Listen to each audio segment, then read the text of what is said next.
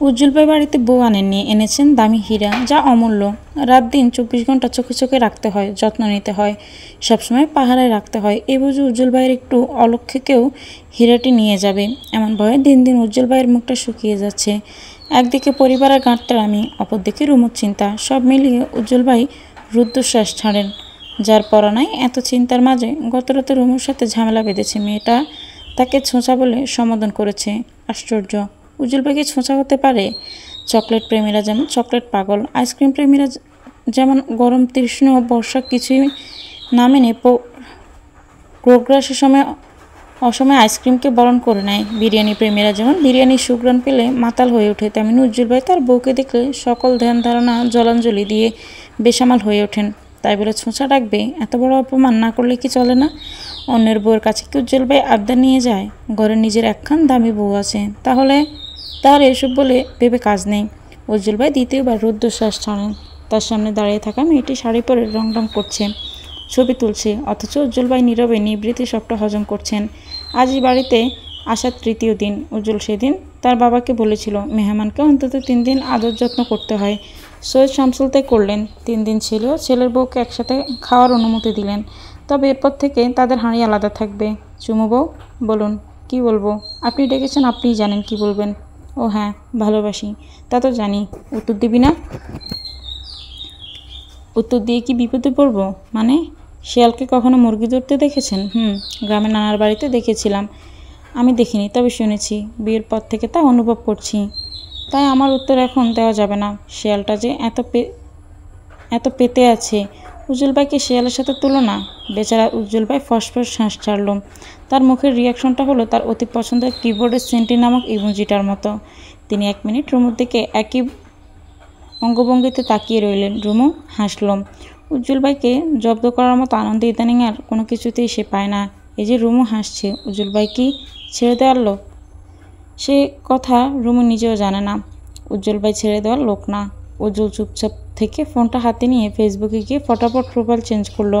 ছবিটা ছিল উজ্জ্বল আর রুমুর হাস্যোজ্জ্বল একটা ছবি। সেখানে ক্যাপশনে লিখলো, রাতের আধারে শিকার করা আমার মুরগিটা। উজ্জ্বল পোস্ট করে চুপচাপ ফোন রেখে বারান্দায় চলে গেল। তার বারান্দা থেকে রুমুদের বাড়ির ছাদ স্পষ্ট দেখা যায়। আম গাছটার আড়ালে কেউ যে আছে বেশ ভালোভাবে বুঝতে পারে উজ্জ্বল। তবে কে আছে এই ব্যাপারটা মোটেও বুঝতে পারেনি। সে আবার রুমে ফিরল। নিজেকে আড়ালে রেখে চেক করে বুঝতে পারলো আম গাছের ঝোপের আড়ালে হিমেল দাঁড়িয়ে। উজ্জ্বল রেগে গেল না, বরং হাই তুলে রুমুকে কাছে টেনে বলে, লিপস্টিকের কালারটা তো সুন্দর। এটা না আমি চয়েস করছিলাম? উজ্জ্বল এতক্ষণ ছিল নুয়ে যাওয়া মুড়ির মতো, অথচ এখন মুড়মুড় ভাবটা এলো কেন? রুমু অবাক হয়, তবুও স্বাভাবিকভাবে প্রত্যুত্তর বলে, হ্যাঁ এটাই। গ্রানটা, উফ, চকলেট চকলেট খাবেন নাকি? সিরিয়াসলি? হ্যাঁ। উজ্জ্বল খুশিতে গদগদ হয়। দ্রুত গিয়ে বারান্দার দরজা বন্ধ করে জানালার পর্দা টেনে দেয়। একজোড়া তৃষ্ণার্ত চোখে আবেগ ঢেলে রুমুর কাছে আসতে রুমু মুচকি হাসে। উজ্জ্বল যেন আরও ঘায়েল হয়। উজ্জ্বল যতটা এগিয়ে আসে ততটাই পিছিয়ে যায় রুমু। দেয়ালের সাথে ঠেসে দাঁড়াতে উজ্জ্বল বাঁকা হাসে। সে হয়তো বোঝাতে চায়, এবার যাবি কই? উজ্জ্বলের সীমানার বন্দি তুই চুমুবো। উজ্জ্বল হাতের আজলায় রুমুর গাল পরে যখনই মাথা ঝুঁকে, তখনই রুমু হাতে থাকা লিপস্টিকটা উজ্জ্বলের হাতে ধরিয়ে দিয়ে বলে, নিন খান। What the? উজ্জ্বলের মেজাজটা চড়ে গেল সপ্তম আকাশে। লিপস্টিক খাবে মানে কি? উজ্জ্বল ভাই পরপর 2 বার দেয়ালে থাবা দেয়। রুমু প্রথম পর্যায়ে হাসলে পরবর্তীতে ভয়ে মেয়েটা চুপসে যায়। আমি জিজ্ঞেস করলাম খাবেন নাকি? আপনি কি বুঝলেন? কি বুঝেছি তুই বুঝিসনি? না, আমি তো ভাবলাম লিপস্টিক খাবেন। রুমুর ইনোসেন্ট ভাবটা উজ্জ্বলের রাগ বাড়ায়, অথচ তার রাগটা রোমান্সের কাছে ফিকে হয়ে আসে। রুমুকে এতটা কাছে পেয়ে সে কি সুযোগটা মিস করবে? না, একদমই না। উজ্জ্বল ভাইকে রাগানো যাবে না। খুনসুটি করতে গিয়ে যদি রাগিয়ে দেয়, তাহলে উজ্জ্বল ভাই কন্ট্রোল হারিয়ে যাতা করে ফেলবে। রুমু উজ্জ্বলের কানে হাত বুলিয়ে দাঁড়ায়। রাগ করছেন কেন? রাগ করেন, তাহলে চুমু খেলেন না কেন? এতক্ষণে তো রেডি 1 2 3 গো হয়ে যাওয়ার কথা। তোদের মেয়েদের মাথায় কি চলে বলতো? তখন বললি আমার নাকি কন্ট্রোল নাই, আমি ছেঁচড়া। তাহলে এখন এই কথা বলছিস কেন? আমি তো কত কথাই বলি। উজ্জ্বল আর চোখে তাকালো। তার বউটা ভীষণ পাজি। উজ্জ্বল বারান্দার দরজা খুলল, সেই সাথে জানালার পর্দা সরিয়ে রুমুকে কোলে তুলে বারান্দায় গেল। রুমু ভয়ে ভয়ে আঁকড়ে ধরে উজ্জ্বলের শার্টের কলার। উজ্জ্বল কি করছেন কি? আমার বাড়ির ছাদ থেকে কেউ দেখে ফেললে মান সম্মান স্যুপ হয়ে যাবে। হোক স্যুপ, এত ভয় পাচ্ছিস কেন? প্লিজ রুমে চলুন। আশ্চর্য, শ্বশুরবাড়ির সামনে বারান্দা থাকলেও তো বিপদ দেখছি। উর্মি আবার বাসার বারান্দায় এত কিছু করলাম, নিষেধ করলি না, আর এখন আমার লাভ লস নাই, আমার লাইফটাই লস। একটা বিয়ে করলাম শ্বশুরবাড়ির, মধুর হাঁড়ি কিছুই কপালে জুটল না। বাবা মা ভিন্ন করে দিল। বউ ছোঁচা বলল, যাও একটা বারান্দা আছে, সেই বারান্দাতেও রোমান্স করা নিষিদ্ধ। এই উজ্জ্বলের জীবন আর কী আছে। রুমু ফিক করে হেসে ফেলল। তাদের খুনসুটি ছাদ থেকে দেখছিল হিমেল। হিমেলের মনে জেদ জন্মালো। রাগে বিভোর হয়ে তাতে দাঁত কিরমিরিয়ে তাকিয়ে রইল। রুমু ছাদে তাকাতে হিমেলকে দেখতে পেয়ে ভড়কে যায়। উজ্জ্বলের ঘাড় আরও শক্ত করে ধরে বলে, উজ্জ্বল চলুন। হিমেল এখানে। জানি মানে জানি। তাকে দেখাতে হবে তো আমরা কতটা হ্যাপি আছি। উজ্জ্বল আমার ভয় করছে, প্লিজ চলুন। রুমু পুনরায় হিমেলের পানে তাকায়। উজ্জ্বল রুমুকে নিয়ে চলে যায় রুমে। তো ছবি তোলা শেষ? তাহলে এখন কি আমাকে সময় দেওয়া যাবে? উজ্জ্বল, আমার ভয় করছে। হিমেল ভাই হঠাৎ এই বাড়িতে কেন এলো? সে আসতেই পারে, তবে সত্যি করে বল, রাশেদের সাথে তো যোগাযোগ হয়? না, যোগাযোগ হয় না। আপনি বিশ্বাস করছেন না? আপনার রোমান্সের কসম। আমি উজ্জ্বল তেতে উঠল। রুমুকে ঠাস করে কোল থেকে ফেলে দিল বিছানায়। কত বড় সাহস উল্টাপাল্টা কসম কাটাতে! তোকে কে বলেছে? তোর উল্টাপাল্টা কসমে যদি আমার রোমান্সে এফেক্ট পড়ে, তখন যদি কলিকাতা হারবালের প্রয়োজন পড়ে যায়, তখন কি হবে? রুমু চমকে যায়। কোনো মতে কোমর হাত রেখে উঠে বসে। উজ্জ্বলের প্রশ্নের পাল্টা জবাব দিয়ে বলে, তখন আমিও গান গাইব। আমি জোয়ান একটা মাইয়া, বুড়া জামাইয়ের কাছে বাবা আমায় দিছে বিয়া, আমি বুড়া? ব্রুকুসকে প্রশ্ন করে উজ্জ্বল। রুমু বাকি গান গাওয়ার আগে উজ্জ্বল শার্টের বোতাম খুলতে শুরু করেন। আজ তোকে প্র্যাকটিক্যালি বোঝাবো কে বুড়া। উজ্জ্বল, আপনার এসব প্র্যাকটিক্যাল বুঝতে এখন আর আমার মাথায় একাডেমির কোনো পড়া ঢুকে না। শেষ তো বাক্যটি কাঁদো কাঁদো সুরে আড়ালো রুমুর পরের দিন সকালটা শুরু হলো ভিন্নভাবে। আজকে কেউ তাকে নাস্তা করতে ডাকেনি। যদিও রুমও ভাবতেও পারেনি চাচাজান যা বলেছেন তা করবেন। তবে কি সত্যি উজ্জ্বল আর রুমুর হাঁড়ি আলাদা? দোকান থেকে গরম গরম পরোটা নিয়ে ফিরল উজ্জ্বল। দুজনে একসাথে নাস্তা সেরে বসলো। রুমুর মুখটায় আজ আদার নেমেছে। চিন্তায় মেয়েটার মুখটা কেমন ফ্যাকাশে লাগছে। তোর কী হয়েছে চুমু বউ? মন খারাপ কেন? আমার কারণে আপনাকে আলাদা করে দিল। চাচাজান যে এমন করবে আমি স্বপ্নেও ভাবতে পারিনি। তোর বাপ আমার বাপ, দুজনের ঘাড়ের একটা বাঁকা জানিস না? সেই সাথে আপনারও। কার ছেলে দেখতে হবে তো। এখন কি করবেন উজ্জ্বল? এমন তো না যে চাকরি পেয়ে যাবেন বা জমানো মোটা অঙ্কের টাকা আছে। তোকে এত কিছু ভাবতে বলেছি আমি? তোর দায়িত্ব আমি নিয়েছি, তাই সব চিন্তা আমার। তোর দায়িত্ব শুধু তুই আমাকে সাপোর্ট করবি, আমার পাশে থাকবি, মাঝে মাঝে উপরে নিচেও থাকতে পারিস, সমস্যা নেই। রুমু কোলের বালিশটা ছুড়ে দিল উজ্জ্বলের গায়ে। সিরিয়াস কথা মজা উড়ানোর মানে আছে? নার্গের সকাল থেকে উজ্জ্বল এবং রুমের উপর নজর রাখছেন। যতই রাগ জেদ দেখানো হোক, মন তো মানে না। উজ্জ্বল কম যায় না। দুপুরে বিরিয়ানির প্যাকেট নিয়ে বাড়ি ফিরল সে। সৈয়দ, শামসুল এবং নার্গিস তখন খেতে বসেছেন। উজ্জ্বল তাদের দেখে গলা ছেড়ে বলে, উচিত কথার বাত নাই তো কি হয়েছে, বিরিয়ানি তো আছে, আজ থেকে বিরিয়ানি খাবো। ছেলের কাণ্ডে নার্গিস আড়ালে মুচকি হাসলেন। সৈয়দ শামসুল তার ছেলের হেসে বলেন, যাও যাও, এতই সোজা? কতদিন খেতে পারো দেখব। উজ্জ্বল বাবার কথায় পাল্টা উত্তর দিয়ে বলে, দাঁত আছে যতদিন খেয়ে যাব ততদিন। ভাইয়ের স্বল্প সময়ের মজা যে অন্যদিকে মনে নেবে কে জানত। গতকাল প্রোফাইলের পিকটা হঠাৎ ভাইরাল হয়ে যায়। নানান পাবলিক পেজে তাদের নিয়ে চলছে মাতামাতি। এছাড়াও কেউ কেউ ফেসবুক প্রোফাইলে শেয়ার করে বিভিন্ন প্রতিক্রিয়া জানাচ্ছে। যদিও সবাই মজার ছলেই নিয়েছিল ব্যাপারটি। ভাইরালের ব্যাপার নিয়ে রুমুর কোনো ভাবাবেগ নেই। উজ্জ্বল ভাই যে এমন একটা কাজ করতে পারে কখনো তার ভাবনায় আসেনি। ভাইরাল ছবিটি দেখে রাশেদ হিমেল বেজায় চটে আছে। তাদের সুখের সম্পর্ক ওদের কাছে যেন বিষ পড়া। সামনে ফাইনাল পরীক্ষা, এভাবে আর কতদিন ঘরবন্দি থাকা যাবে?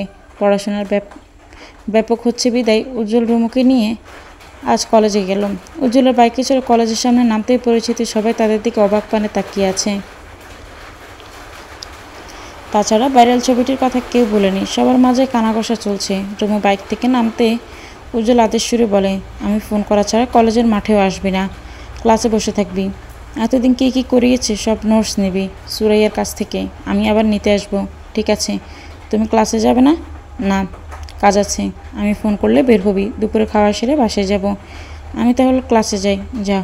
রুমু চলে গেল ক্লাসে। উজ্জ্বলের মাথা ভর্তি চিন্তার বাসা বেঁধেছে। বাবার কি এখনও রাগ পড়বে না? তিনি কি তার জেদে অটল থাকবেন? এই মুহূর্তে কিছু তো উজ্জ্বলকে করতেই হবে। রুমুর পড়াশোনার খরচ, এছাড়া অন্য খরচ তো কমতি নেই। উর্মি আপা বলেছে চিন্তা করতে হবে না, খরচ তারা দেবেন। কিন্তু বন্ধুলাভের কাছ থেকে কতদিন হাত পেতে নেওয়া যায়। যেভাবে এসেছিল সেভাবে আবার চলে গেল উজ্জ্বল। নিয়ম মাফিক এভাবে কেটে গেল আরও 7টা দিন। উজ্জ্বলের সংসারে ভালোবাসার কমতি নেই, মিলেমিশে চলছে তাদের পুতুল পুতুল সংসার। সৈয়দ শামসুল রেগে থাকলেও নার্গিস কিছুটা দমে গেছেন। মাঝে মাঝে তার রান্না করা খাবার আড়ালে উজ্জ্বলের রুমে রেখে যান। রুমুর সাথেও ইনিয়ে বিনিয়ে কথা বলেন। মনকে বুঝিয়ে তিনি উত্তর পায় না, কার উপর রাগ করবেন তিনি। ছেলের বউটাকে তো ছোটোবেলা থেকেই নিজ হাতে গড়ে মানুষ করেছেন। সেই ছোট্ট রুমু চাচিয়াম্মা বলে যতটা পাগল ছিল, নিজের মায়ের জন্য ততটা পাগল ছিল না। অপরদিকে উজ্জ্বলের উপর রাগ দেখাবে বুঝ হওয়ার পর থেকে উজ্জ্বলের একটাই কথা, সৈয়দ বাড়ির বউ রুমু হবে, আর কেউ নয়। দুজন যখন দুজনকে মেনে নিয়েছে তখন তাদের রাগ করাতে কি যায় আসে। এসব যুক্তি সৈয়দ শামসুলের কাছে খাটে না, তিনি তার যুক্তিতে অনড়। উজ্জ্বলের বুকের কোণে লেপ্টে শুয়ে আছে রুমু। মেয়েটার উদাম শরীরে তর্জনীর আঙুলের সাহায্যে ঘুরিয়ে ঘুরিয়ে রুমুকে ঘুম থেকে তোলার চেষ্টা করছে উজ্জ্বল। সূর্যি মামা জানালার পর্দা গলিয়ে আলোর তীর্যক রোশনি ফেলছে। নিস্তব্ধ রুমটায় রুমুর শ্বাস প্রশ্বাসের প্রতিধ্বনি শোনা যায়। রুমু, রুমু, নরম স্বরে ডাকল উজ্জ্বল। কলেজের পরীক্ষা চলছে, এতক্ষণ ঘুমিয়ে থাকলে উঠবে কখন, রেডি হবে কখন, আর যাবে কখন? উজ্জ্বল রুমুকে শরীর থেকে সরাতেই চায়, কিন্তু অবাধ্য রুমু উজ্জ্বলের গলা জড়িয়ে ঘুমিয়ে রয়। রুমুরে, উঠ না, পরীক্ষা দিতে যাবি না? আর একটু ঘুমাই, শরীরটা ভালো লাগছে না। অজুহাত দিবি না রুমু? রুমু পিট পিট করে তাকায় উজ্জ্বলের পানি। এতদিন অজুহাত দেখালো তার শরীরটা আজ সত্যিই ভালো লাগছে না, মাথাটা কেমন ঘুরছে, সারা শরীর ম্যাজম্যাজ করছে। রুমুর মায়াময় চাহনি উজ্জ্বলকে ঘায়েল করে। অতি যত্নে পরপর বেশ কয়েকবার উষ্ণ ছোঁয়ায় রুমুর গালে। উঠে যায় চুমু বউ, আর একটু শুই, ভালো লাগছে না কেন? রুমু প্রত্যুত্তর করে না, গায়ের কাঁথা টেনে আড়মোড়া কাটিয়ে বলেন, আজকের পরীক্ষাটা না দিলে কিছু হবে না, সব তো দিলাম। রুমু, ওঠ, নাটক করিস না তো। রুমু উঠে বসলো, তবে তার আর বিরক্তি নিয়ে উজ্জ্বলের গালে কামড় বসালো। উজ্জ্বল অবাক হয় না, রুমের এটা পুরনো অভ্যাস। অন্তত বিয়ের পর থেকে মেয়েটার কামড় খেতে খেতে কুকুর দেখলে এখন আর ভয় লাগে না। আচ্ছা রুমু, যদি উজ্জ্বলের এই কথা জানে নিশ্চয়ই রাগারাগি করবে। উজ্জ্বল হেসে উঠে বসে। ডার্লিং, উঠে যান, আমাকে কনভিন্স করে লাভ নেই, আমি এখন রোমান্টিক মুডে নেই, সিরিয়াস মুডে আছি, আপনার সাথে কথা বলাই বেকার। উঠে যা, পরীক্ষা শেষে আমি নিতে আসবো। যেহেতু পরীক্ষা শেষ, আজকে আমরা বাইরে খাবো, ঠিক আছে? ঠিক ভুল সবটাই আপনি বিচার করেন, আমি আর কি বলবো। রুমুর রাগ দেখি উঠে যায়, তাতে উজ্জ্বল হাসেন। আজকে রুমুর পরীক্ষাটা আগে আগে শেষ হয়েছে। মেয়েটা কাগজ জমা দিয়ে কলেজের বারান্দায় ঘোরাঘুরি করছে। মাঠে যাওয়ার ইচ্ছে জাগলেও একা মাঠে যাওয়া তার জন্য নিষিদ্ধ। আর নিষেধাজ্ঞা জারি করেছে উজ্জ্বল। হঠাৎ দপ্তরে এসে রুমুর খোঁজ করলেন। যেহেতু রুমু ক্লাসের আশেপাশে ছিল, তাই সুরাইয়া দেখিয়ে দিল রুমুকে। দপ্তরে রুমুকে দেখে বললেন, তোমার গার্জিয়ান এসেছে, আমার সাথে আসো। আমার গার্জিয়ানকে আসলে দেখতে পাবে। রুমু দপ্তরের পেছন পেছন যায়, ভেবেছিল উজ্জ্বল এসেছে, তবে এত তাড়াতাড়ি আসার তো কথা নয়। অফিস কক্ষের সামনে এসে রুমু দেখতে পেল তার ভাবির। আনিকাকে দেখে মেয়েটা চমকে যায়। মুখ ফুটে কিছু বলার আগে আনিকার অশ্রুসিক্ত চাহনি দেখে কলেজাটা মোচড় দেয়। ভাবি, কি হয়েছে? আমার নেই রুমু। নেই মানে? আমার অ্যাক্সিডেন্ট হয়েছে, অবস্থা খুব খারাপ। আব্বা বলল তোকে নিয়ে যেতে, যে কোনো সময় অঘটন হয়ে যাবে, তুই আমার সাথে চল। এসব কি বলছো? আমার কিছু হবে না, তুই চল রুমু। আব্বা বলল তোকে নিয়ে যেতে, কিন্তু উজ্জ্বলকে ছাড়া আমি যাব না। উজ্জ্বল আর কিছুক্ষণ পরে আসবে, এখন উজ্জ্বল তো সব আমি জানি, কিন্তু তুই তোর মাকে শেষ দেখা দেখবি না? যত যাই হয়ে যাক, মা তো মাই। রুমু কান্না পেয়ে যায়, নিজেকে না দমাতে পেরে মেয়েটা কেঁদেও ফেলে। অবশেষে উজ্জ্বলের নিষেধাজ্ঞা ভেঙে দিয়ে রুমু আনিকের সহিত বেরিয়ে যায়। প্রায় আধা ঘন্টা পর কলেজে এসে উপস্থিত হয় উজ্জ্বল। সুরাইয়ার কাছে জানতে পারে রুমু বেরিয়ে গেছে, দপ্তরি নাকি তাকে খুঁজেছে। উজ্জ্বল দপ্তরির কাছে যোগাযোগ করে জানতে পারে তার ভাবি এসে তাকে নিয়ে গেছে। রুমুর মা নাকি অ্যাক্সিডেন্ট করেছে। কলেজা মোচড় দেয় উজ্জ্বলের। রুমুকে নিয়ে যাওয়ার মানেটা উজ্জ্বল জানে। একটা মিথ্যা নাটক সাজিয়ে রুমুকে উজ্জ্বলের আড়ালে নিয়ে গেল। উজ্জ্বল বাইক স্টার্ট দেয়, কয়েক মিনিটে পৌঁছে যায় রুমুদের বাড়ি। উজ্জ্বল কোনো কিছু তোয়াক্কা না করে রুমুকে জোরে জোরে ডাকতে থাকে। উজ্জ্বলের ডাকাডাকিতে উপস্থিত হয় আনিকা এবং রাবেয়া। তাদের উপস্থিত পেয়ে উজ্জ্বল রাগান্বিত স্বরে বলে, আমার বউকে মিথ্যা বলে নিয়ে গেলেন, ঝামেলা করতে চাই না, আমার বউকে ফিরিয়ে দিন।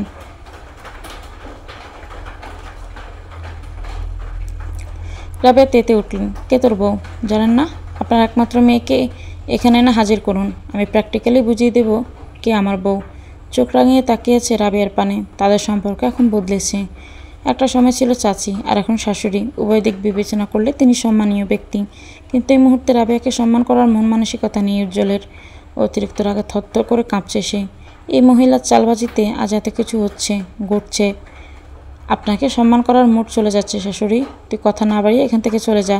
যাব, এখানে থাকার জন্য আসিনি। রুমু কোথায় বলুন? আমি চলে যাচ্ছি। আমার মেয়েকে তুই ভাগিয়ে নিয়েছিলি, আমার মেয়ে কোথায় সেটা তুই জানিস। এসব কাঁচা নাটক বন্ধ করুন। জল বেশি দূর গড়ানোর আগে ভালোই সবটা সমাধান করুন। সমাধান কিসের সমাধান? তোকে এবারে জামাই হিসেবে কোনোদিন মানব না। আপনি মানেন আর না মানেন তাতে আমার কি যায় আসে? আমি আমার বউকে চাই, আমি সেই সমাধান চাইছি। রাবেয়া উজ্জ্বলের সাথে তর্কে পারে না। বাড়িতে পুরুষ কেউ নেই। রাশেদ বেরিয়ে গেছে কিছুক্ষণ আগেই। আনিকা থমথমে চোখে মুখে তাকিয়ে আছে উজ্জ্বলের পানে। মেয়েটা যে ভয় পাচ্ছে, ঘাবড়ে আছে তা তার চোখে মুখে স্পষ্ট। উজ্জ্বল শুকনো চোখে তাকায় আনিকার পানে। ভাবি, আপনি কলেজে গিয়েছিলেন, মিথ্যা বলে রুমুকে এনেছেন। এসব কি বলো উজ্জ্বল? এমন কিছুই আমি করিনি। মিথ্যে কেন বলছেন? আপনার কি একটুও লজ্জা লাগছে না? উজ্জ্বল, অযথা ঝামেলা করবেন না। আমি এমন কিছুই করিনি, অন্তত আপনাকে ভালো জানতাম। এখন দেখি অমানুষদের সাথে চলে আপনিও অমানুষে পরিণত হয়েছেন। আনিকা দ্বিতীয়বার কিছু বলার সাহস করে না। উজ্জ্বল বুঝতে পেরেছে বাড়িতে রাশেদ নেই। রাশেদ থাকলে নিশ্চয়ই বেরিয়ে এসে ঝামেলা করত। উজ্জ্বল রুদ্ধশ্বাস ছাড়ল আর সময় অপচয় না করে অতি দ্রুত প্রবেশ করলো ঘরে। উজ্জ্বলের কর্মকাণ্ডে রাবেয়া আনিকা দুজনেই অবাক। রাবেয়া উজ্জ্বলের পেছন পেছন ছুটছিলেন, তার চিৎকার চেঁচামেচি কোনো কিছুই পরোয়া করলো না। উজ্জ্বল সারা ঘরের আনাচে কানাচে তন্ন তন্ন করে খুঁজল, অথচ রুমুকে কোথাও পাওয়া গেল না। উজ্জ্বলের রাগ বাড়ল। ছেলেটা রাগ সামলাতে না পেরে রান্নাঘরে থাকা সকল বাসন মেজেতে আছড়ে ফেলল। ভাবি, 3 ঘন্টা সময় দিলাম, এর মাঝে সত্যিটা প্রকাশ করো। যদি আমার কথায় হেরফের হয় তবে এই বাড়িতে আগুন জ্বলবে। উজ্জ্বল বেরিয়ে পড়ল। রাবেয়া পেছন থেকে উজ্জ্বলকে একের পর এক গালমন্দ করলেন। তাতে অবশ্য উজ্জ্বলও কিছু যায় আসে না। সৈয়দ শামসুল বাতের লোকমা মুখে তুলে চোখ ঘোরালেন। উজ্জ্বলের কোনো কথাই ওনার কানে ঢুকছে না নাকি ঢুকাতে চাইছেন না তা বেশ ভালো করেই বোঝে উজ্জ্বল। বাবার এতটা পাষাণ মনোভাব উজ্জ্বলকে ব্যথিত করে। আব্বা, আমার সাথে থানায় চলেন। আপনি গেলে ব্যাপারটা জোরালো হবে। কাঁচা কাজে থানায় যাব, তাও আমি? আব্বা, এমন করবেন না। আপনার ছেলের বিপদ আপনি বুঝতে পারছেন না? আমি বেশ ভালো করে বুঝতে পারছি। তোর বিপদ নয়, বরং বিপদ পালিয়ে গেছে। বিপদ পালিয়ে গেছে মানে? যার বিপদ সে নিয়ে গেছে। তুই এসবে নিজেকে জড়াবি না। আব্বা, আপনি এসব কি বলছেন? বুঝতে পারছিস না? একদমই না। তোর চাচাদের সাথে আমাদের একবার খুনাখুনির পর্যায়ে চলে গিয়েছিল, মনে আছে? আব্বা, এসবের সাথে চাচার সম্পর্ক ছিল না, সেটা তুমি ভালো করেই জানো। এসব করেছে রাশেদ আর চাচি আম্মা। সে যেই করুক, হয়েছে তো। শোন, আমি তোকে বলছি, রুমুকে তারা নিয়ে গেছে, ভালো হয়েছে। তোর মাথা থেকে আপদ বিদায় হয়েছে। আব্বা, আপদ মানে? রুমা আমার স্ত্রী, আপনি এভাবে বলতে পারেন না। আমি তোর ভালোর জন্যই বলছি। তাকে তুই বুঝতে পারছিস না? কোনটা ভালো কোনটা মন্দ তা বোঝার বয়স আমার হয়েছে না? হয়নি। হয়তো ঝামেলা করবি না। রুমুকে ডিভোর্স দে। এসব ঝামেলা আমি আর সহ্য করতে পারবো না। আমার খোঁজ তুই রাখিস? প্রেশার সবসময় হাই থাকে, রাতে ঘুমোতে পারি না। এসব কার জন্য হচ্ছে? তোর চিনতে হচ্ছে। ডিভোর্স কে দেবে? আমি? এতই সহজ? আমি বলছি, আমি সৈয়দ শামসুল বলে রাখলাম, এই মেয়ে ফিরে আসবে, তবে তোর সংসার করতে না, সংসার ভাঙতে আসবে। রুমু নিজেই তোকে ডিভোর্স দেবে, আমি দেব না। প্রয়োজন ওর হাত পা ভেঙে সংসার চালিয়ে যাব। আমি বলছি, আমি সৈয়দ উজ্জ্বল আনিস বলছি, রুমু কখনোই ডিভোর্স দিবে না। ছেলেটা মনের জোর নিয়ে কথাটা বলল, তবে তার কথায় তাচ্ছিল্য হাসলেন সৈয়দ শামসুল। ঠিক আছে, যা হবার হবে। তুমি এখন অন্তত আমার সাথে থানায় চলো। পারবো না। কিন্তু কেন? তোর ব্যাপার তুই বুঝবি। উজ্জ্বল হতাশার শ্বাস ছাড়ল। নিজেকে প্রচণ্ড অসহায় লাগলো তার। বিপদে কেউ পাশে না থাকলে বিপদটাকে 1000 গুণ বেশি ভারী মনে হয়। উজ্জ্বলেরা এখন তাই মনে হচ্ছে। ঠিক আছে, থানায় আমি যাব। তোমার ভাইয়ের নামেও মামলাটা কিন্তু দেব, যা ইচ্ছা কর। তবে মাথায় রাখিস, যদি রুমু বিগড়ে যায় আর সে তোকে পাল্টা কিডন্যাপের মামলায় ফাঁসে দেয়, তখন কি করবি? রুমু এমন কিছুই করবে না, করতেও পারে। নারী নির্যাতনের সাথে কিডন্যাপের মামলা কতটা ভয়াবহ হবে তোর ধারণার বাইরে। যেহেতু রুমুকে তার পরিবার নিয়ে গেছে, নিশ্চয়ই তার সাথে খারাপ কিছু হবে না। এখন স্থির হও, পরিস্থিতি স্বাভাবিক হলে যা করার করবি। আশ্চর্য, আমি বসে থাকবো? আব্বা, আপনার কথা শুনে আমার নিজেকে বেকুব ছাড়ার কিছুই মনে হচ্ছে না। যা করার আমিই করব। উজ্জ্বল উঠে দাঁড়ালো। নার্গিস এতক্ষণ শঙ্কিত চোখে মুখে তাকিয়েছিলেন। ভয় হচ্ছিল বাবা ছেলে আবার না অতিরিক্ত ঝগড়ায় লিপ্ত হয়। তবে উজ্জ্বল এবং সৈয়দ শামসুল কেউ অতিরিক্ত পর্যায়ে গেল না। এখন শুধু একটাই ভয়, উজ্জ্বল যদি থানা পুলিশ করে তবে তার নিজের ফেঁসে যাওয়ার আশঙ্কা বেশি। তাছাড়া রাশেদ ওত পেতে আছে উজ্জ্বলকে মারবে বলে। সব মিলিয়ে নিজের ছেলের জীবনটা নিরাপদ চান তিনি। উজ্জ্বল যখন বেরিয়ে যাওয়ার জন্য উদ্যুক্ত হলেন তখনই তাকে আঁকড়ে ধরলেন নার্গিস। বাপ, তুই থানা পুলিশ করিস না, আমার একমাত্র ছেলে তুই। আমাদের কথা একবার চিন্তা কর।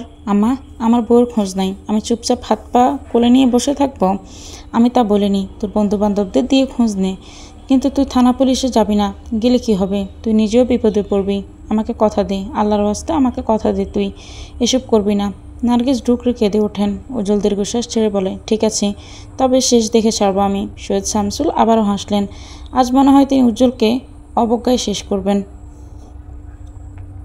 শুন, এমনটা যে হবে তুইও জানতি। কি জানতি না? নিজ দায়িত্বে যখন বিয়ে করেছিস তখন জর্জাপটা সবটাই তোকে সামলাতে হবে। উজ্জ্বল প্রত্যুত্তর করে না, বেরিয়ে যায় ঘর ছেড়ে। সময় গড়িয়ে সন্ধ্যা হলো। রুমুর খোঁজ উজ্জ্বল এখনও পায়নি। উজ্জ্বলের শেষ ভরসা ছিল রুমুদের বাড়ির কাজের লোক রহিমা। অথচ তিনি জানান 1 সপ্তাহ আগে রাশেদ তাকে আসতে মানা করে দিয়েছে। তাদের নাকি আর কাজের লোকের প্রয়োজন নেই। রুমুর বাবা ব্যবসায়িক কাজে ঢাকায় গেছেন। সব মিলিয়ে উজ্জ্বলের পক্ষ নিয়ে লড়াই করার মতন কেউ রইল না। উজ্জ্বলের সকল বুদ্ধি যখন নিষ্প্রাণ তখন সে তার দলবল নিয়ে হাজির হলো রুমুদের বাড়ি। রাশেদ যেন এমনটাই চাইছিল। উজ্জ্বলের আগমনে সে তীক্ষ্ণ আসলো। আরে উজ্জ্বল যে, আয় আয়। এই শালা, তোর দুলাবাই হই। দুলাবাই ডাক। কি শালা, বুঝিস না? দুলাবাই হই তোর। তোকে মামা ডাক শোনানোর দায়িত্বে নিয়েছি, অথচ তুই আমার ঘরে আগুন দিচ্ছিস। উজ্জ্বল, অব দুলাবাই। তোর মাথায় কি সমস্যা আছে? না, আমার তো মনে হচ্ছে তোর মাথায় সমস্যা আছে। আমার মাথায় সমস্যা থাকলেও তোর আগাগোড়া পুরোটাতেই সমস্যা। আমি তোর বউয়ের বড়, আমি তোকে দুলাবাই ডাকবো, তুই আমাকে শালা ডাকবি? এতটুকু রেসপেক্ট কর। উজ্জ্বল যেন মজা পেল। মুহূর্তে একজোড়া হেসে থেমে গেল। তুই বয়সে বড়, তবে বিচার বুদ্ধিতে না। তুই যদি বড় হতি তাহলে এসব ঝামেলার সমাধান চাইতি, অন্যদের উস্কে দিতি না। উজ্জ্বল, মুখ সামলে কথা বল। ভদ্রতা শেখায়নি তোকে? আমাকে কেউ ভদ্রতা শেখায়নি, আর তোকে শিখিয়েও ভদ্র বানাতে পারেনি। পার্থক্যটা বুঝেছিস? তুই বের হ আমার বাড়ি থেকে। বউ দিয়ে দে, চলে যাব। কে বউ? কে তোর বউ? নাটক করছিস কেন? আমি নাটক করছি না। উজ্জ্বল রুদ্ধশ্বাস ছাড়ে। এবার ঝগড়া ঝামেলা আর মানা যাচ্ছে না। রাশেদ যে ভাঙবে তো মচকাবে না, তা বেশ ভালো করেই জানা আছে। রাশেদ, তোর কাছে রিকোয়েস্ট করছি, ঝামেলা না বাড়িয়ে কমাতে চেষ্টা কর। আমি ঝামেলা করছি নাকি তুই করেছিস? কে বলেছে আমার বোনকে বিয়ে করতে? তুই জানতি তোদের সাথে আমাদের সখ্যতা নেই, তাহলে বিয়ে করলি কেন আমার বোনকে? এমন ছ্যাঁচ্ছ্যাঁত করছিস কেন? তোর বোন রাজি ছিল বলে বিয়েটা করেছি, এমনি এমনি তো আর করিনি। উজ্জ্বল, তোকে পুলিশে দিতে মন চায়, তোদের মানা করেছি। আব্বার কারণে এসব দাঁত খিচিয়ে আছি, না হলে থানায় তোরে পার্মানেন্ট থাকার ব্যবস্থা করে দিতাম। কুত্তার বাচ্চা কোথাকার। খবরদার মা বাবা তুলে গালি দিবি না। 1000 বার দিব। কি করবি তুই? উজ্জ্বল চমৎকার হাসলো। এগিয়ে এলো রাশেদের মুখোমুখি। ঝামেলা বাড়াতে চাই না, আমার বউকে ফিরিয়ে দে। আমার বোনের দায়িত্ব তুই নিয়েছিলি, এখন যখন আমার বোন নিখোঁজ তখন আমাদের দিকে আঙুল তুললি। ব্যাপারটা এমনও তো হতে পারে তোর হাত থেকে বাঁচতে সে পালিয়েছে। না মানে আমি বোঝাতে চাইছি, তোর মতো ছেলের সাথে অন্তত সংসার করা যায় না। উজ্জ্বল মুহূর্তেই রেগে গেল। কাল বিলম্ব না করে খুবলে ধরল রাশেদের শার্টের কলার। রাশেদ যেন আরও সুযোগ পেল। উজ্জ্বলকে ধাক্কা দিয়ে সরিয়ে ফেলে দিল মেঝেতে। উজ্জ্বলের বন্ধুরা এগিয়ে আসতে উজ্জ্বল হাত ইশারায় থামতে বলে। শার্টের কলার ঠিক করে রাশেদ উজ্জ্বলের একপাশে বসে বলে, রুমু কোথায় আছে আমি জানি। যেখানেই আছে তোর রুমু ভালো নেই, বুঝলি? তোর কাছে দুটো অপশন দিলাম, তুই রুমুকে ডিভোর্স দিবি, কাবিনের সব টাকা শোধ করবি, মরে গেলেও ছাড়বো না। ছাড়তে বিয়ে করিনি। পুরো কথাটা তো শোন। যদি ডিভোর্স না দিস তাহলে তোর বাপ মা আমার মায়ের এবং আমার পা ধরে মাপ চাইবে এই এলাকার সবার সামনে। উজ্জ্বল গাল ভর্তি থুতু ছুঁড়ে দিল রাশেদের মুখে। অপমানে থতমত হয়ে গেল রাশেদের মুখ। আমার বাবা মা মাপ চাইবে, তাও কিনা তোর মতো অশুভ বর্বরের কাছ থেকে? এই কথা শোনার আগে তোর জিহ্বাটা পুড়িয়ে দেওয়া উচিত ছিল। তাছাড়া তোরা কোন ফেরেস্তা যে আমার বাবা মা তোদের মুখ মতো দুইটা অমানুষের কাছে মাপ চাইবে? আমার বউকে আমি খুঁজে নেব, যদি না পাই তোর বউ সামলে রাখিস। বলা তো যায় না, হঠাৎ দেখা গেল আমার বউয়ের মতো তোর বউ ফিনিশিং। নিস্তব্ধ কক্ষে হাত পা গুটিয়ে বসে আছে উজ্জ্বল। মাথা ভর্তি দুশ্চিন্তা থেকে থেকে হাত পা কেমন অসাড় হয়ে আসছে। বিছানার এক কোণে তাকিয়ে উজ্জ্বলের চোখ ভিজে ওঠে। নিজের অনুভূতির কাছে নিজেরই নিয়ন্ত্রণ নেই। কন্ট্রোললেস। উজ্জ্বল যখন হাসতে মন চায় সে হেসে ফেলে, কাঁদতে মন চাইলে কেঁদে ফেলে। যখন রাগ ওঠে তখন লণ্ডভণ্ড সব কিছু। রুমুর বালিশটা বুকে জড়িয়ে কাঁদতে কাঁদতে অস্থির উজ্জ্বল। চাচা জানার নাম্বারে বেশ কয়েকবার ফোন করেছে, অথচ নাম্বার বন্ধ। এছাড়া কোনো নাম্বার উজ্জ্বলের কাছে নেই। সময়টা বড্ড স্রোতের বিপরীতে যাচ্ছে।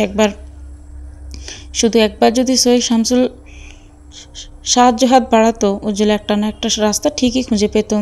নিদ্রাহীন উজ্জ্বলের সারাটা রাত কাটে। দিনের আলো ফুটতে উজ্জ্বল আবার ব্যস্ত হয়ে যায় রুমুকে খুঁজতে। হিমেলের বাড়িতে গিয়েও উজ্জ্বল তল্লাশি চালায়, তবে রুমুর খোঁজ নেই। আশ্চর্য, মেয়েটা কি নিরুদ্দেশ হয়ে গেল? উজ্জ্বলের অসময়ের সময়টা কেটে গেল আরও 2 দিন। আজ 3 দিন হলো রুমুর কোনো খোঁজ নাই। উজ্জ্বল রাশেদের পেছনে গুপ্তধন লাগিয়ে রেখেছে, অথচ রাশেদ আচরণে তেমন কিছুই কারো চোখে পড়ে না। সৈয়দ ইসমাইল ব্যবসায়িক কাজ সেরে বাড়ি ফিরেছেন আজ। তপ্ত গরমে জনজীবন অস্থির। আনিকা লেবুর শরবত এনে গ্লাসটা রাখলো টেবিলে। কিরে মা, কেমন আছিস? ভালো আব্বা, আপনি ভালো আছেন? কাজ সব ঠিকঠাকভাবে সেরেছেন? সব ভালোই ভালোই শেষ হয়েছে। আমি গোসলে যাব, তুই লুঙ্গি গামছা নিয়ে বাথরুমে রেখে আয়।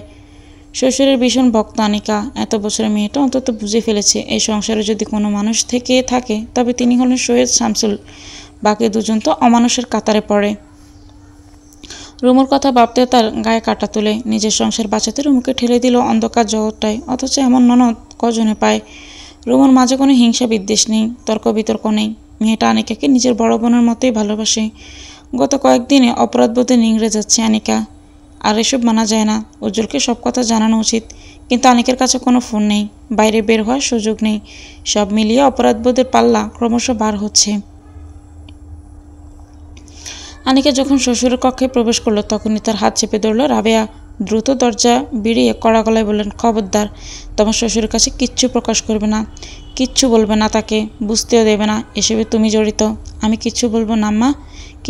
কিন্তু কি? রুমুকে কাল দুপুরে খাবার দিয়েছেন। আর তো চুপ করো, এত দরদ দেখাতে হবে না।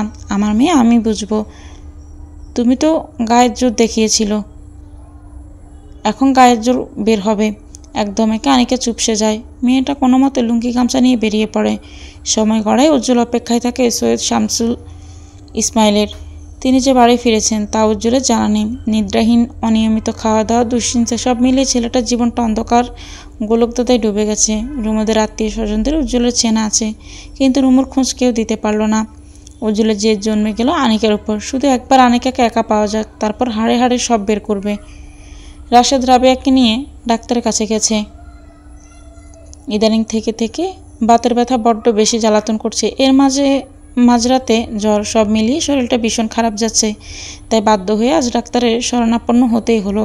যাওয়ার আগে অবশ্য আনিকাকে হুমকি ধমকি দিতে ভোলেননি সৈয়দ শামসুল ইসমাইল। তখন ঘুমে বিভোর। সন্ধ্যার পর তপ্ত আবহাওয়া বুড়ো আঙুল দেখিয়ে ঝমঝম বৃষ্টি নেমেছে। আকাশের বিদ্যুৎ চমকানো দেখে শিউরে উঠেছে আনিকার দেহ। আকাশ গর্জনে ভূমি কাঁপিয়ে বজ্রপাত হচ্ছে। আনিকার মনে প্রশ্ন জাগে, রুমু নিশ্চয়ই একা ভয় পাচ্ছে। আনিকার দুচোখ ছলছল করে, দরজার চাবিটাও তার কাছে নেই। যদি থাকতো অন্তত কিছু একটা করা যেত। অন্যায়ের প্রতিবাদ করার সাহস আনিকার কখনো হয়নি। রাশেদের ভালোবাসা সর্বদা বুঝছে, কিন্তু আজ যেন নিজের বিবেক তাকে প্রশ্ন তুলছে। রুমুর বিশ্বাসে আঘাত দেওয়া কি ঠিক হয়েছে? শরীরের চামড়া জ্বলন ধরছে। কি করবে না করবে সব মিলিয়ে মানসিকভাবে ভীষণ চাপে পড়ে গেল আনিকা। আচমকাই হু হু করে কেঁদে ওঠে সে। মেয়েটা জানালার কপাল ঠেকিয়ে অজরে কাঁদছে। ভেবেছিল বৃষ্টির শব্দে রুমের বাইরে নিশ্চয়ই তার কান্নার শব্দ যাবে না, কিন্তু তাকে ভুল প্রমাণ করে দিয়ে সৈয়দ ইসমাইলের কানে ঠিকই কান্নার শব্দ গেল। তিনি ছুটে এসে আনিকার কক্ষে প্রবেশ করলেন। কিরে মা, ভয় পাচ্ছিস? কাঁদিস না, এদিকে আয়, জানালা বন্ধ কর। আমি একটা অন্যায় করেছি আব্বা। কি অন্যায়?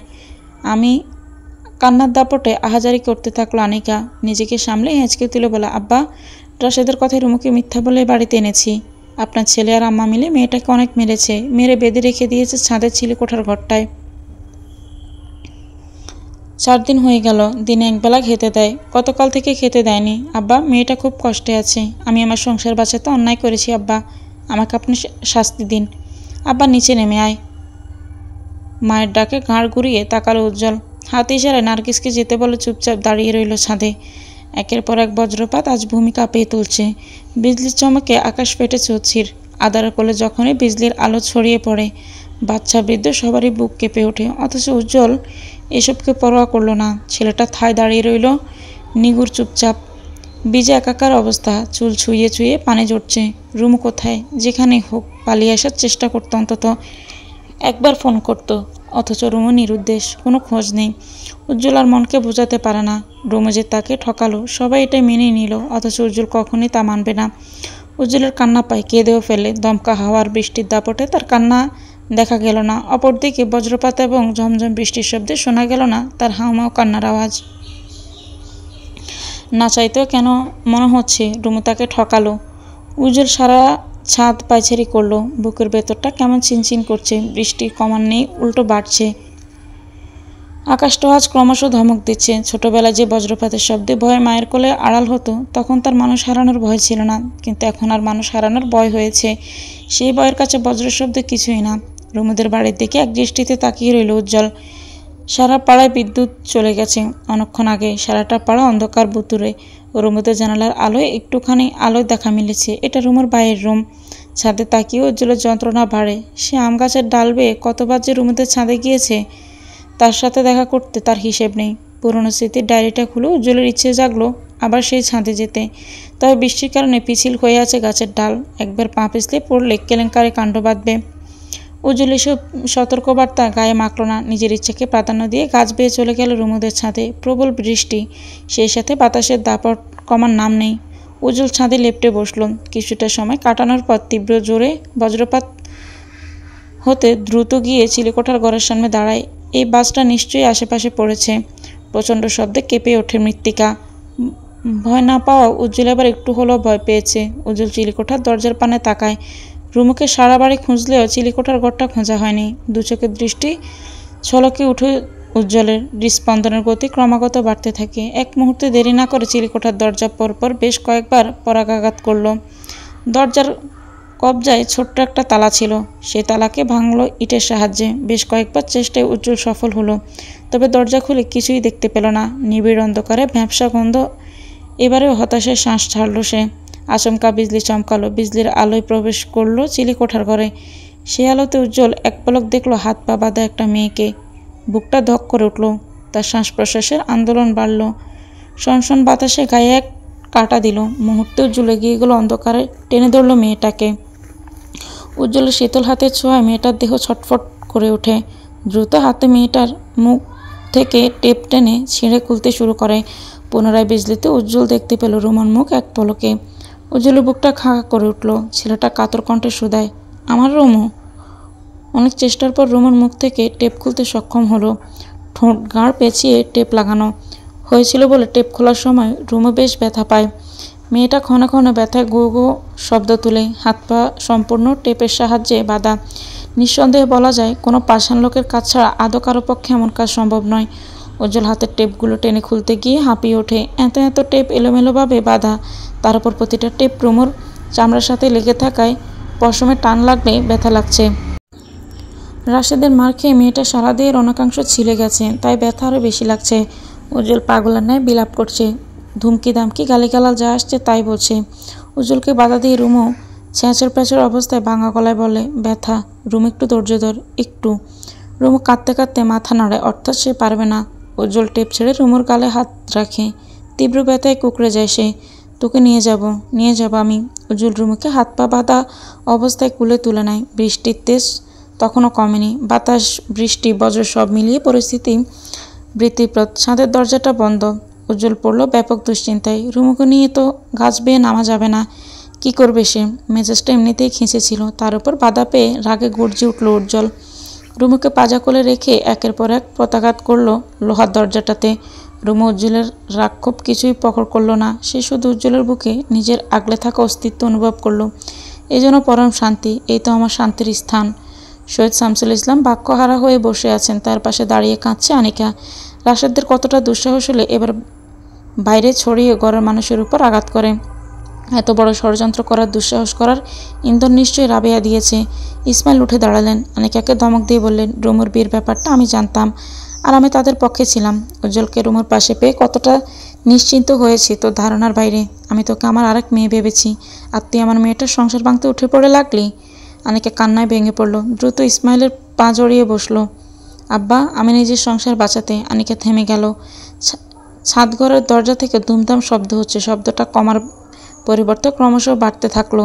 দরজাটা যেন এক্ষুনি ভেঙে যাবে। শহীদ ইসমাইল টর্চ লাইট নিয়ে ছুটে গেলেন। সাথে তার পেছন পেছন গেল আনিকা। প্রথমে তিনি দরজা খোলার সাহস করলেন না, কিন্তু উজ্জ্বলের আওয়াজ পেয়ে দরজা খুলতে চমকে যান। তখন দেখলেন ভেজা যুবথুবু উজ্জ্বল, তার কোলে রুমু। উজ্জ্বল, এত রাতে তুমি ছাদে? চাচা যান, কবে আসলেন? আজ। রুমুকে কোথায় পেলে? মেয়েটার কি হয়েছে? আমার রুমি ঠিক আছে তো? আপনি আমার বিপদে পাশে ছিলেন না চাচা, পাশে ছিলেন না। আমার কাছের আপনার আমার বিপদে পাশে ছিল না, কেউই না। অভিযোগের শুরু কথাটি বলে প্রস্থান করল উজ্জ্বল। যাওয়ার আগে আনিকার দিকে তাকালো ঘৃণাভরা দৃষ্টিতে। নিজ বাড়িতে ফিরে উজ্জ্বল কারোর সাথে কোনো কথাই বলল না। রুমুর করুণ পরিস্থিতি দেখে নার্গিস কান্না আটকাতে পারলেন না। মেয়েটার সারা শরীরে ছোপ ছোপ রক্তের জমাট বাঁধা দাগ। মাঝরাতে যে যার রুমে উজ্জ্বল বারান্দায় দাঁড়িয়ে শুনছিল রাশেদের চিৎকার চেঁচামেচি। সেই সাথে থেমে থেমে রাবেয়ার গলার আওয়াজও পাওয়া যাচ্ছে। বৃষ্টির দাপট তখন কমে এসেছে, সেই সাথে বাতাসের তীব্রতা। এখন শুধু ঝিরঝির বৃষ্টি পড়ছে। উজ্জ্বলের কানে এলো রুমুর কান্নার আওয়াজ। ছেলেটা ছুটে নিজ কক্ষে ফিরল। রুমু, কি হয়েছে? কাঁদছিস কেন? আপনি কোথায়? এই তো, আমার প্রচণ্ড ঠান্ডা লাগছে। রুমুকে 3টা কাঁথা দেওয়া হয়েছে, অথচ মেয়েটা থেকে থেকেই বলছে ঠান্ডা লাগছে। উজ্জ্বল এগিয়ে এলো, বুকের সাথে জড়িয়ে ধরল রুমুকে। এবার ঠিক আছে? আপনি যাবেন না, আমার ভয় লাগে। ঘুমা। না না, চোখ বন্ধ করলে ভয় লাগে। অন্ধকার দেখেই, সব অন্ধকার, কিন্তু আলো তোর চোখে সয় না। অন্ধকারেও তো ভয় লাগে। উজ্জ্বল চুপ রইল। এতদিন এক অন্ধকার রুমে বন্ধ থাকায় রুমুর চোখে আলো লাগলে অস্বস্তি লাগে। অপরদিকে অন্ধকারে সে ভয় পাচ্ছে। এক মুহূর্তে উজ্জ্বল কি করবে ভেবে পায় না। ছেলেটা। উজ্জ্বল রুমুর চুলে বিলি কেটে দেয়। তৎক্ষণাৎ চাপা আর্তনাদ করল রুমু। উজ্জ্বল ঘাবড়ে যায়। কী রে, কী হয়েছে? ব্যথা? চুলেও ব্যথা? চুল টেনে মেরেছিল। উজ্জ্বল চোখ বন্ধ করে। রাশেদকে জ্যান্ত গিলে খেলে শান্তি পেত উজ্জ্বল। আমি কি সত্যি আমার মায়ের মেয়ে? এমন কেন মনে হলো? পরিস্থিতি অনেক কিছুই মনে করাতে বাধ্য করে। পাকা পাকা কথা না বলে ঘুমা। ঘুমাবো না, অনেক ঘুমিয়েছি। উজ্জ্বল প্রত্যুত্তর করে না। দাঁতে দাঁত চেপে নিজেকে নিয়ন্ত্রণে রাখে।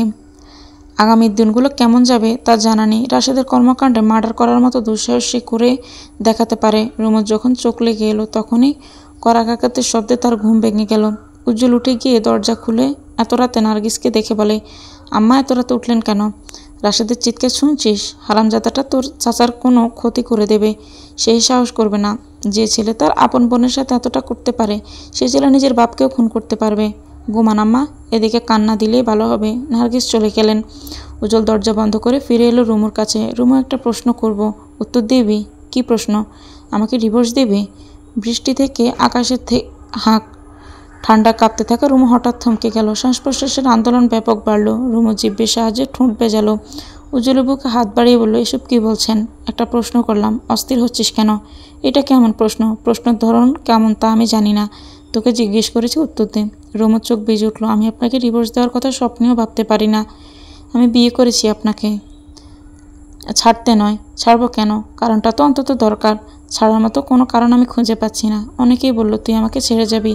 এই যে তুই নিখোঁজ, যখন ফিরবি তখন নাকি ডিভোর্সের সিদ্ধান্ত নিয়ে ফিরবি। তাদের আপনি কি বললেন? বলেছি আমার রুমু আমাকে ছাড়বে না। এবার ঘুমা। উজ্জ্বল বৃদ্ধাঙ্গুলের সাহায্যে রুমুর চোখ মুছে দিল। অনেকটা সময় পর ঘুমিয়ে পড়ল দুজনে। যখন ভোর হলো তখন সৈয়দ বাড়ির সকলের ঘুম ভাঙল হট্টগোল চিৎকার চেঁচামেচিতে।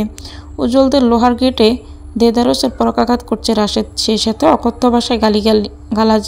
তখনও বৃষ্টি কমেনি, ঝিরঝির বৃষ্টি চলমান। সৈয়দ শামসুল রেগে গেলেন। ছাতা হাতে বেরিয়ে এসে বললেন, রাশেদ, এটা ভদ্রলোকের বাড়ি, কোনো জন্তু জানোয়ারের না। সাত সকালে এসব তামাশা কেন শুরু করেছিস? তামাশা আমি করছি নাকি তোরা? রুমুকে আসতে বল, আসতে বল রুমুকে। চাচার সাথে তুই তুকারি, ব্যাপারটা বাড়াবাড়ি হয়ে গেল না? উজ্জ্বল ঘুম ঘুম চোখে সবটাই শুনল। রক্ত তখনও তার টক বগিয়ে ফুটছে। উজ্জ্বল সিদ্ধান্ত নিয়েছিল রুমুকে যখন পাওয়া গেল তখন আর কোনো রাগ জেদ নয়। রাশেদের সাথে যত কথা কাটাকাটি হোক ততই জলগলা হবে। সব মিলিয়ে উজ্জ্বল যখন তার রাগকে নিয়ন্ত্রণে রেখেছিল তখনই রাশেদের তুইতুকারের তার রাগ বাড়ল। বড় বড় ফাঁ ফেলে উঠানে গিয়ে চিৎকার করে বলে, রাশেদ, ঝামেলা চাই না, চলে যা। তোর কথা শোনার জন্য বসে আছি। রুমুকে আসতে বল। রুমু আমার স্ত্রী। আমার স্ত্রী কোথায় যাবে কোথায় থাকবে সেসব সিদ্ধান্ত একমাত্র আমি নেব। রুমু এখানে আসবে না। উজ্জ্বল, তোকে সাবধান করলাম, খুন করে ফেলবো। চেষ্টা করতে পারিস, সাহস থাকলে গেট খোল। ওকে, এবার তাহলে লড়াই হয়ে যাক। উজ্জ্বল যখনই গেটের কবজায় হাত রাখলো। তখনই শহীদ ইসমাইল বাইরে থেকে চেঁচিয়ে বলেন, খবরদার উজ্জ্বল, এ ভুল করিস না। রাশেদের কথায় গেট খোলার কোনো দরকার নেই। তোরা সবাই ঘরে যা, এদিকটা আমি দেখছি। উজ্জ্বল কথা বাড়ায় না, সে চায় না ঝামেলা বাড়ুক। এতদিনের ধকলে সে বড্ড ক্লান্ত। রুমু দরজায় দাঁড়িয়ে দেখছিল সবটা। সে কেমন অপরাধ বোধে নিংড়ে যাচ্ছে। অবচেতন মন বারবার ইঙ্গিত দিচ্ছে, তুই যদি বিয়েটা না করতি ঝামেলা এতদূর আসতো না। বৃষ্টি থেমে গেছে, পরিবেশটা এখন শীতল শান্ত। রুমু উজ্জ্বলের পানে তাকিয়ে বলে, উজ্জ্বল, আপনি শুকিয়ে গেছেন, চোখটা রেবে গেছে। আমার দিকে না তাকিয়ে নিজের দিকে তাকা। শরীরের কী হাল হয়েছে? আমি বেঁচে আছি, এই তো অনেক। তোর ভাই মা পাষাণ, জানি। মারলো কেন? আপনাকে ছাড়তে বললো, কিন্তু আমি রাজি হইনি। তুই আমাকে ছাড়তে তাদের লাভ কি? কাবিনের টাকাটা। উজ্জ্বল চমকে গেল। এতক্ষণ সে রুমুর কাটাছেঁড়া স্থানে গলায় যত্ন নিয়ে মলম লাগাচ্ছিল। রুমুর কথায় থেমে গেল তার হাত। কাবিনের টাকা মানে? আপনি আমাকে ছেড়ে দিলে যে কাবিনের টাকাটা দেয়া হবে, সেই টাকার জন্যই এত সব। তোর ভাইয়ের এত বুদ্ধি? বোন নিয়ে ব্যবসায় নেমেছে নাকি? আমার কোনো ভাই নেই। আচ্ছা, আমরা কি একই মায়ের পেটের ভাই বোন?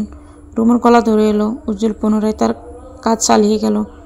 কত জায়গায় মলম লাগাবো, সারা শরীরে ক্ষত বিক্ষত। জানেন, আমি যেদিন পালিয়ে আসলাম সেদিন আমাকে পালাতে কে সাহায্য করেছে? আর কে? চাচা যান? না, রাশেদ ভাই। উজ্জ্বল দ্বিতীয়বার চমকালো। রাশেদ রুমুকে পালাতে সাহায্য করেছে? এত বড় আশ্চর্যের ব্যাপার। রাশেদ তোকে পালাতে সাহায্য করলে হিমেলের সাথে বিয়ে কেন ঠিক করলো? হলুদের আয়োজন শেষে মাঝরাতে আমি যখন কাঁদছিলাম তখন ভরসার হাত বাড়ায় রাশেদ ভাই। আমাকে বলল পালিয়ে যেতে, তবে কিছু শর্ত আছে। কি শর্ত?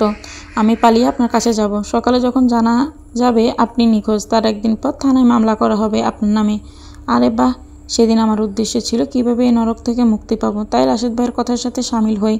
তবে আমার উদ্দেশ্য ছিল শুধু একবার বের হই, আর পিছু ফিরে আসবো না। আর আপনাকে বিয়ে করে তবেই নিশ্চিন্ত হব। যখন গেটে ছেড়ে বেরিয়ে যায় আর দৌড়াতে থাকি, তখনই আব্বা ফোন করলেন। আব্বা নাকি দেখেছেন রাশেদ ভাই আমাকে বের হতে সাহায্য করেছেন। তবে এর পেছনে কী উদ্দেশ্য আছে আব্বা জানতে চাইলেন। আমি সত্যটা জানালাম আর আমার সিদ্ধান্ত জানালাম। আব্বা শুধু একটা কথাই বললেন, উজ্জ্বলকে ঠকালে তুই নিজের কাছে ঠকে যাবে। বিয়ের পরেও রাশেদের সাথে তোর যোগাযোগ ছিল? হ্যাঁ ছিল। বিয়ের বেশ কয়েকদিন পর যোগাযোগ হয়। আমি জানিয়েছিলাম আমাদের বিয়ের কথা। রাশেদ ভাই ভীষণ রেগে যায় যখন আমার কাছে কাবিনের টাকার কথা জানতে চায়। আমি সত্যটা বলি, এটাও বলি আমি উজ্জ্বলকে ছাড়ব না, যত যাই হয়ে যাক। রাশেদ ভাই রেগে গেলেন। আমাকে বললেন উর্মি আপার সংসারে ঝামেলা করবেন। আরও কত কি হুমকি দিলেন। বিশ্বাস করেন আমি ভয় পেয়ে যাই। আমাকে একবার জানানোর প্রয়োজন বোধ করলি না? আমি সাহস নিয়ে বলতে পারিনি। রাশেদ ভাই বলল, যদি আপনাকে ডিভোর্স দিই আর টাকা আদায় করতে পারি তবে আমাদের উভয়জনের জন্য লাভ। তো ডিভোর্স দিয়ে দিলি না কেন? রুমু হেসে ফেলল। আমি আপনাকে ডিভোর্স দিতে বিয়ে করিনি, বলেছি না? আমি আপনাকে সৎ নিয়তে বিয়ে করতে পালিয়েছি। ডিভোর্স দিব করেও যখন আমি রাশেদ ভাইকে ঘুরালাম, শেষ পর্যন্ত জানিয়ে দিয়েছিলাম আমি ডিভোর্স দেব না, তখনই পাষাণের মতো কাজটা করলো। তোর কি মনে হয় না এসবের জন্য তুইও দায়ী? শুরুতে আমাকে জানালে এমনটা হতো? আমি চেয়েছি রাশেদ ভাইকে দমিয়ে রাখতে। আপনাদের উভয় পক্ষের রেষারেষি আর ভালো লাগে না। বাড়িতে নিয়ে তোকে কি করলো? ডিভোর্স দেওয়ার জন্য জোরাজোরি করছিল। কিছুতেই রাজি হয়নি। মেরে বেঁধে ফেলে এসেছিল চিলেকোঠার ঘরে। এতটা সাহস করার কারণ আব্বা বাড়ি ছিলেন না, তাই। এরপর থেকে একা একা আদা চালাকি করবি না। তারপর বললেন, আমাকে ছাড়া দিনগুলো আপনার কেমন ছিল? দেখে বুঝতে পারছিস না কেমন ছিল? পাগল হয়ে যাচ্ছিলাম। উজ্জ্বল রুমুকে যত্ন নিয়ে মলম লাগিয়ে দিচ্ছিল। সারা শরীরে রক্ত জমাট বাঁধা, ছোপ ছোপ দাগ, তার মাঝে কাটা ছেঁড়া। আমি তোকে কতটা যত্নে রাখি, আর পাষাণরা এক নিমেষে। উজ্জ্বল কথা শেষ করার আগে রুমু তার গায়ে থাকা ঢিলে ঢালার টি শার্টটা টেনে খুলে ফেলল। উজ্জ্বল হতবাক, হতবম্ব। রুমু, তুই ঠিক আছিস? না, কাছে আসুন। নিজের শরীরের অবস্থা দেখেছিস? এই অবস্থায় এসব কোনো প্রয়োজন নেই। এখনই প্রয়োজন। উজ্জ্বল ধমক দেওয়ার আগে রুমু ঘুরে বসে। তৎক্ষণাৎ তার চোখে যায় রুমুর পিঠে লম্বালম্বি একটা কাটা দাগ। কাটা জায়গাটা ক্ষতস্থান, লাল হয়ে আছে। পিঠে ভীষণ ব্যথা। এই ক্ষতটা বেশি জ্বালাচ্ছে। এটা কি করে হলো জানি না। উজ্জ্বলের বুক কেঁপে উঠল। রুমু ক্ষতস্থান পরিষ্কার করে মলম লাগাতে রুমু বলে, জামা খুললাম বলে কি ভেবেছেন? এ মানে কিছু না। বি পজিটিভ, ওকে? রুমু ঘুরে বসে উজ্জ্বলের গায়ে হাত রেখে দৃষ্টিতে তাকে। এই দৃষ্টি উজ্জ্বলকে দুর্বল করতে বাধ্য। উজ্জ্বল ঢোক গেলে নিজেকে এতটা কন্ট্রোললেস হলে চলবে না। সে যখন নিজের মনের সহিত যুদ্ধ করছিল তখন রুমু তার ধৈর্যের বাঁধ ভেঙে দিল। মেয়েটা মিশিয়ে দিল তৃষ্ণা প্রেরিত দুটি ঠোঁট। উপস্থিত যত ঝুট ঝামেলা, দুটি সত্তা ভুলে গেল এক নিমেষে। উজ্জ্বল যতটা আঁকড়ে ধরতে চাইল রুমু তার থেকে বেশি আঁকড়ে ধরলো। কয়েক মিনিট রুমু হাঁপিয়ে উঠল। পুনরায় রুমু উজ্জ্বলের ঠোঁটে ঠোঁট মেশালো। উজ্জ্বলের গানে হাত রেখে নিজের অবস্থান পাকাপোক্ত করলো। উজ্জ্বল খেয়ে হারিয়ে মেয়েটাকে জড়িয়ে ধরতে চাপা আর্তনাদে গোঙানি দিল। তৎক্ষণাৎ সতর্ক হলো সে। রুমুকে ছাড়তে চাইলেও রুমু তাকে